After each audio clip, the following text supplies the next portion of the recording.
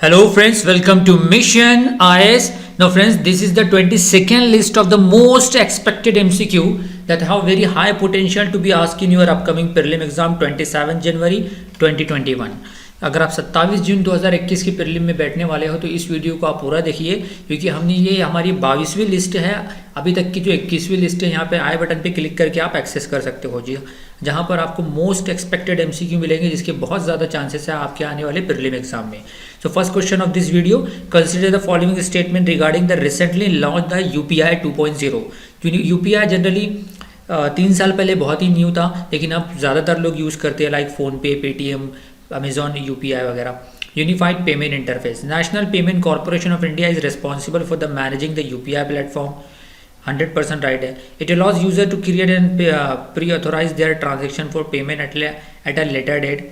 Third, prior to making the payment consumer may check the invoice send by the merchants. तीनों भी statement right है कि invoice भी check कर सकता है, भेजने के लिए एज अ प्रूफ रहता है कि हमने इसको इतना पैसा भेजा, हमको डेट और टाइम से एक्सेस कर सकते हैं। और कि किसी टाइम पे सपोज मुझे 4 दिन पहले सेट करना है किसी को पेमेंट देना, तो वो भी सेट कर सकते हैं। तीनों ही स्टेटमेंट राइट है, right, you can read here. Next question, with reference to the national human right commission which of the following statements are correct. आपको एक गौर करना है कि करेक्ट पूछा है कि इनकरेक्ट पूछा है। First, it has no power to punish the violators of human rights. Second, it can award monetary relief to the victims, यानी जो जिस पे जुल्म हुआ है वो विक्टिम, उस पर वो मॉनेटरी रिलीफ दी जाती है क्या? 100% रॉन्ग है। उसको मॉनेटरी रिलीफ देने का काम एनएचआरसी का नहीं है, ओनली रिकमेंडेशन का काम है। लेकिन अब थर्ड स्टेटमेंट में देखिए, recommendation are binding on the concern government और अथॉरिटी। तो what binding make this statement wrong, right? Binding extreme है। बाइंडिंग एनएचआरसी, देखिए एनएचआरसी का जो चेयरमैन रहता है ना, वो रिटायर्ड जज of the chief justice, retired जज ऑफ द सुप्रीम कोर्ट रहता है, राइट? तो द सुप्रीम कोर्ट का अगर जजमेंट है तो वो बाइंडिंग हो सकता है, लेकिन एनएचआरसी का वर्डिक्ट और जजमेंट और रिकमेंडेशन बाइंडिंग नहीं है। तो second and third statement absolutely wrong है, 100% रॉन्ग है, only first is right. So option A is correct, right? Its recommendation are not binding on the concerned government or authority, but it should be informed about the action taken on its recommendation within a 1 month, right? कि ना ही monetary relief देती है, और लेकिन जो recommendation है उस पर बाइंडिंग नहीं है, लेकिन उसको 1 महीने के अंदर गवर्नमेंट को जवाब देना होता है। Next question, which of the following is are the criteria to declare any species as critically endangered.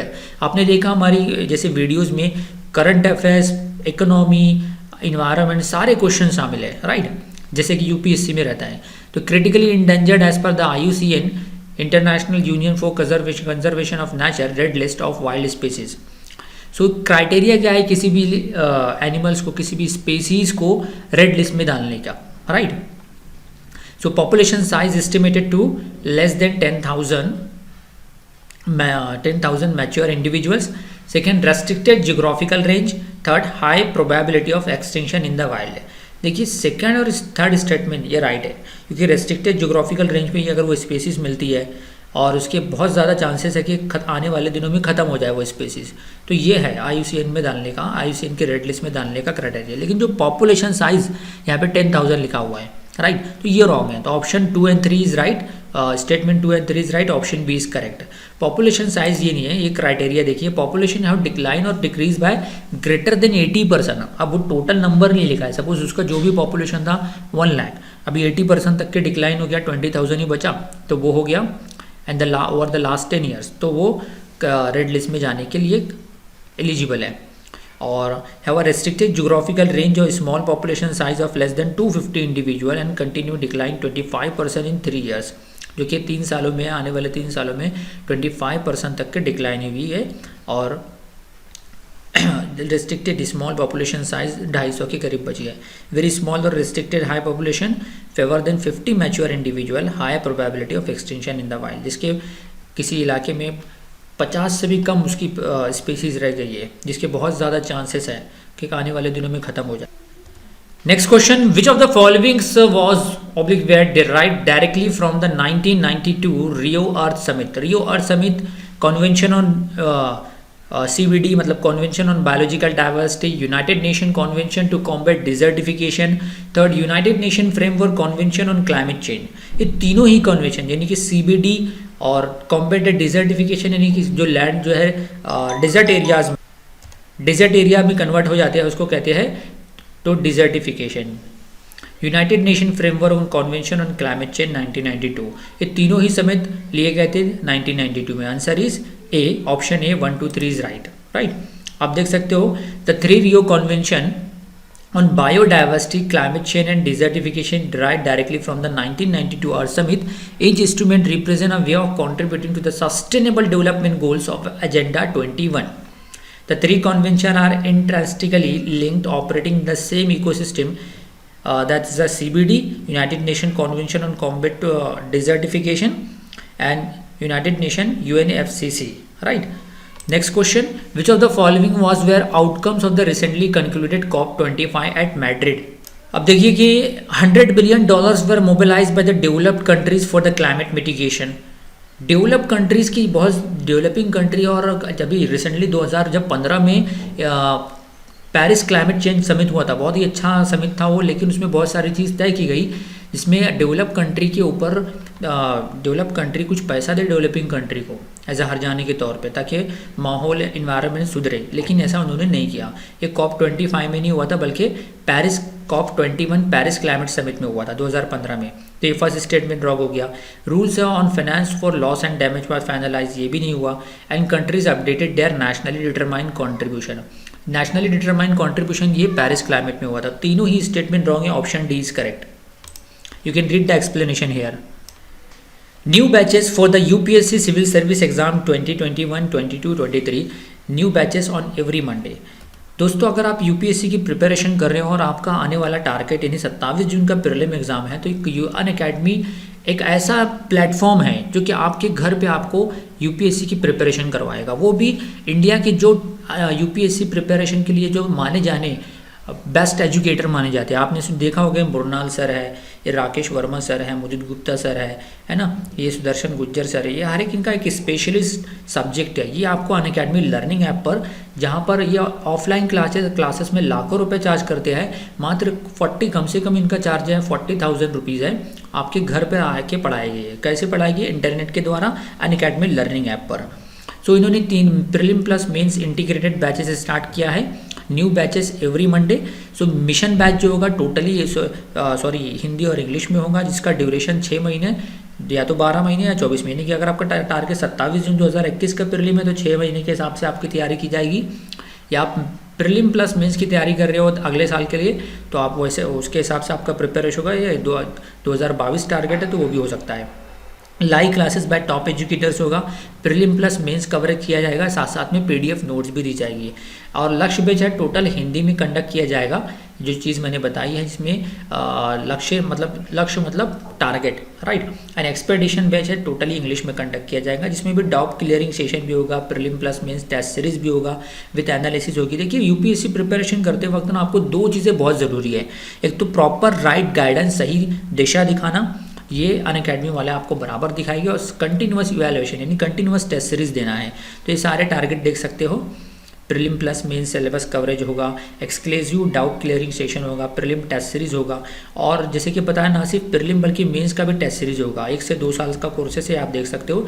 इसके अलावा NCERT बैचेस भी हो रहा है, क्योंकि आप जानते हो कि यूपीएससी का जो प्रिपरेशन है उसका फंडामेंटल, उसका पिलर है NCERT। अगर आपने NCERT के कॉन्सेप्ट आपके क्लियर नहीं है तो आपके लिए यूपीएससी का प्रिपरेशन करना मुश्किल है, राइट। तो यूपीएससी का जो 6 स्टैंडर्ड से लेकर 12 स्टैंडर्ड तक के है, हिस्ट्री, ज्योग्राफी का इन्वायरमेंट, उस पर इनके क्रैश कोर्सेज भी आपको देंगे इसमें। उसके अलावा अगर आप वर्किंग क्लास है तो without disturbing of your professional life आप वीकेंड बैचेस अटेंड कर सकते हो। हमें बाय मुदित गुप्ता सर है, जिसमें 100% सिलेबस कवरेज किया जाएगा, प्रीलिम कम मेन सब्जेक्ट होगा, डेडिकेटेड डाउट क्लियरिंग सेशन होगा, right, taught by the Unacademy top educators. So description में एक लिंक दी हुई है, इस लिंक पे क्लिक करके आप इनरोल हो सकते हो, या अगर आप किसी कोचिंग क्लास की सर्च में हो ऑफलाइन तो अनअकैडमी से बेहतर ऑप्शन है ही नहीं दोस्तों।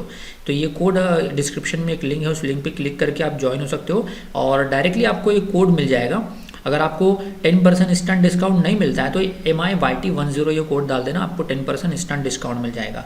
जैसे कि मैंने बताया कम से कम 6 महीने का है तो उस पर 10% 36,450 आपको पे करना है। Next question, with reference to the member of parliament local area development scheme consider the following statement. Under the scheme the elected members of the both the houses of parliament can recommend work in any constituency in the country. The word any make this statement wrong, यानी एक member of parliament है वो पूरे India में कोई भी constituency में काम करा सकता है क्या? नहीं, राज्यसभा का मेंबर करा सकता है, लेकिन यहाँ लिखा हुआ है both the houses of parliament, है ना, यानी कि लोकसभा का मेंबर सिर्फ अपनी ही कॉन्स्टिट्यूएंसी में काम कराएगा। उसके डिस्ट्रिक्ट यानी उसके कॉन्स्टिट्यूएंसी में सपोज 3 डिस्ट्रिक्ट आते हैं तो वो कोई भी डिस्ट्रिक्ट में काम करा सकता है। ये है first statement wrong. Second, each member of parliament is given a sum of ₹2 crore per annual to suggest the project. 2 crore नहीं मिलते उसको, 5 करोड़ रुपए सालाना मिलते हैं, साल के मिलते हैं। Third, the scheme is administered by the ministry of statistics and programme implementation. तो थर्ड स्टेटमेंट 100% राइट है, तो option B is correct. You can from 1993 से the member of parliament local area development scheme MP-LAD was launched on December 23rd 1993. So as per a program for the member of parliament to recommend development project in their constituencies, right? उनके खुद के constituency में करेगा। The MP may recommend capital works project in sectors such as infrastructure development, public health, sanitation and water. Under the scheme, each member has choice to suggest to the district collector for work to the tune of ₹5 crore per annum, right? In his constituency. तो जैसे मैंने बताया, and third statement, recently central information commission CIC has recommended that the chairperson of the Rajya Sabha and speaker to consider various measure for making the utilization of funds under the MP-LAD. So next question, with reference to the BS6 vehicle emission standard, consider the following statement. BS6 standard will help in the total elimination of the sulfur. Total. तो वो total make this statement wrong. तो इसलिए मैं आपको सिखा रहा हूँ कि कैसे MCQ को राइट और रॉन्ग पकड़ा जाए। Total elimination of sulphur dioxide and nitrogen dioxide emission. So total elimination make this statement wrong. Second, specialised vehicles on Indian armed forces, यानी कि मिलिट्री वालों के लिए एंड पैरामिलिट्री फोर्सेस के लिए are exempted from BS6 compliance. आपने जाना होगा कि अभी जो गाड़ी हमारी चल रही है वो BS4 पे चल रही है, राइट, भारत स्टेज 4। अब BS5 को स्किप करके directly we have jump to the BS6। BS5 को हमने उस पर गई नहीं, उसको जंप कर दिया, उसको स्किप मार दिया। Third, central pollution control board of India is nodal certificate agency for BS6 compliance vehicles. तो थर्ड स्टेटमेंट 100% रॉन्ग है। सेंट्रल पोल्यूशन कंट्रोल बोर्ड नहीं है, बल्कि एक इंटरनेशनल ऑर्गेनाइजेशन है, वो नोडल एजेंसी है। और सेकंड स्टेटमेंट राइट है कि पैरा मिलिट्री वालों के लिए ये एग्जेम्प्टेड है। और थर्ड जो है टोटल नहीं बल्कि कुछ परसेंटेज एलिमिनेट करेगी। So only second statement is right, option B is correct. You can read that BS6 allows a maximum sulfur content of 10 ppm as compared to 50 ppm under BS6। अभी जो use हो रहा है 50 ppm हो रहा है BS4 में, तो उसको 10 ppm तक ला लेगी, राइट।